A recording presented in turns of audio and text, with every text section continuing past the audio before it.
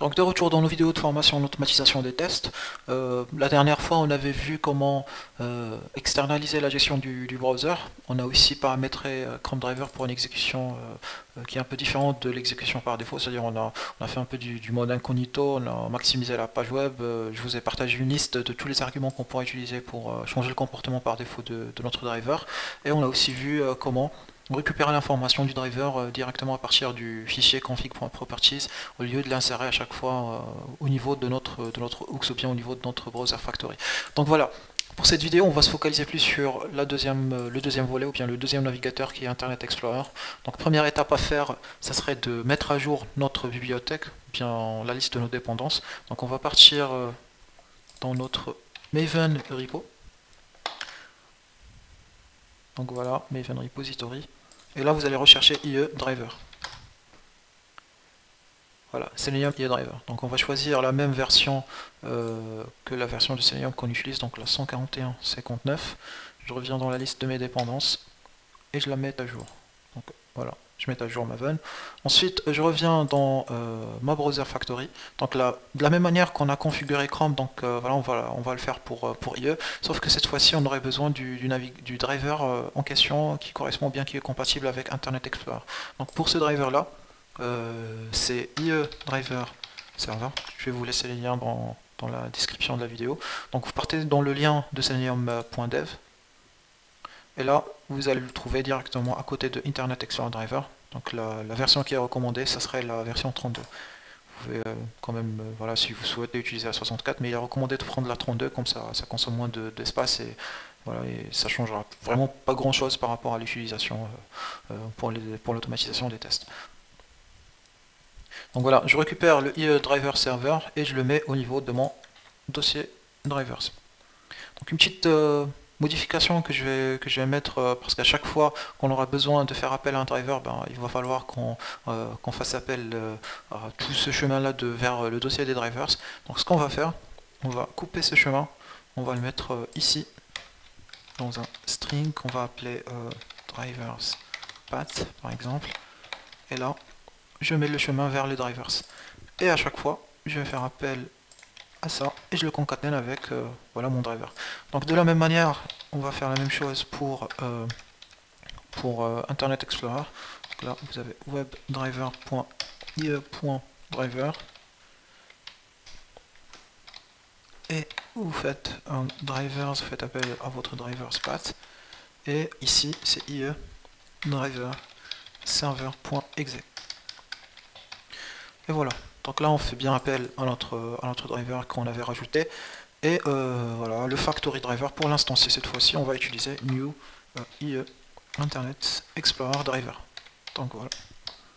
Donc là on est sûr qu'au moment où on instancie notre driver quand on fait appel à IE, dans notre fichier de config, il va instancier le driver à partir de ce simulateur et avec cette classe-là qui est Internet Explorer driver.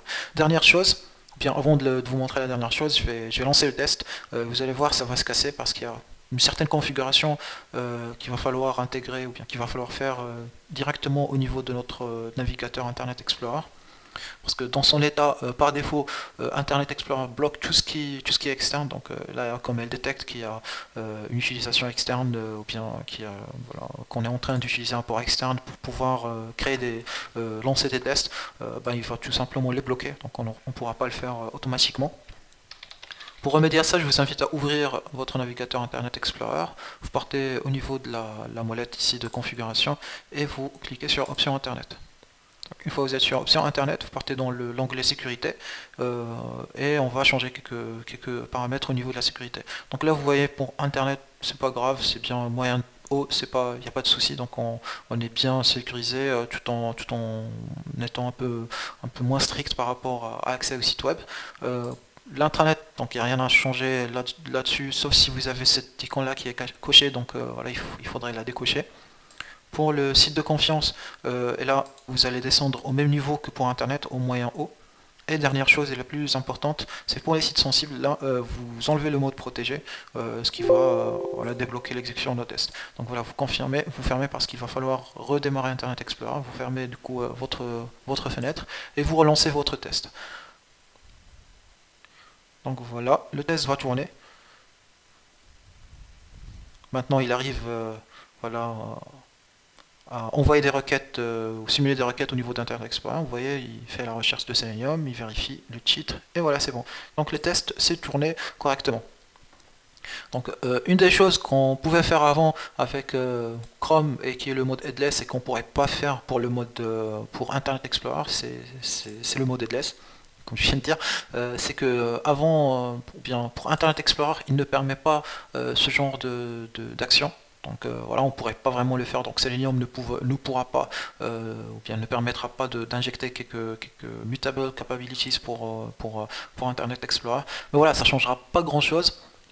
Tant que vous pouvez le faire avec un seul navigateur, donc là on peut le faire avec Google Chrome, donc ça changera pas grand chose si on arrive ou pas le faire avec Internet Explorer, parce que de toute manière les pages web partout dans tous les sites web utilisent ou bien voilà, suivent les bonnes pratiques W3C, donc les pages web sont inscrites de la même manière, ils sont utilisables de la même manière, et donc dans ce cas quand on utilise le mode headless on parcourt les mêmes sources des codes, bien les mêmes codes sources des pages web, donc voilà, on n'aura pas vraiment besoin de refaire la même chose avec Internet Explorer. Par contre, la différence serait d'exécuter un navigateur réel, c'est-à-dire que voir le comportement de l'application quand j'ai le navigateur Chrome qui s'affiche, quand j'aurai Internet Explorer qui va s'afficher, et ainsi de suite avec le reste des navigateurs. Donc ça reste un choix fonctionnel, ça dépendra de votre application, de votre client de test, ça dépendra de comment votre outil va être utilisé, et voilà, et bien sûr, est-ce que les tests doivent s'exécuter sur IE ou bien sur Chrome. Donc voilà, il faut voir derrière fonctionnellement c'est quoi le besoin actuel de vos tests. En tout cas, si vous souhaitez exécuter les tests en mode headless, je vous invite à le faire sous Google Chrome. Vous avez toute une panoplie d'options qui va vous le permettre de le faire, et plein d'actions à faire derrière. Si vous avez besoin d'exécuter vos tests avec un visuel graphique pour prendre des captures d'écran ou bien des captures vidéo ou peu importe, voir juste le comportement, voir le temps d'exécution, la différence de temps d'exécution entre navigateur et autre, donc toutes ces informations, vous pouvez les faire en optant pour le mode réel, c'est-à-dire en étant sur false ou bien tout simplement ne pas le configurer pour le reste des navigateurs. Donc voilà, c'est bon pour cette vidéo. Vous avez vu quelles sont les modifications à faire au niveau de votre navigateur pour exécuter les tests. Je vous donne rendez-vous à la vidéo suivante pour configurer Firefox.